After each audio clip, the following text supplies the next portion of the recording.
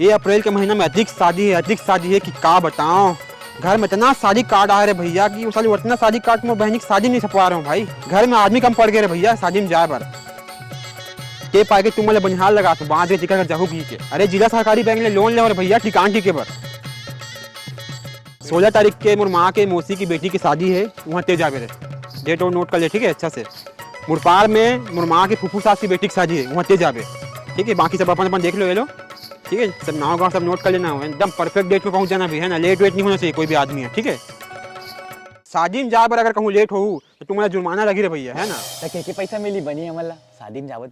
अबे रोजी मजदूर नहीं भेजत तुम्हारा जो पैसा दूँ खाए बोझ पर भेजत हूँ। खा बोझ के टिंगा लिखा कहना रे भैया के रुपये दूँ मोला।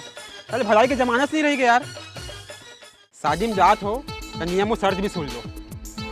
अगर शादी में कड़ी लड्डू दी तो 100% शेयर तुम्हारा।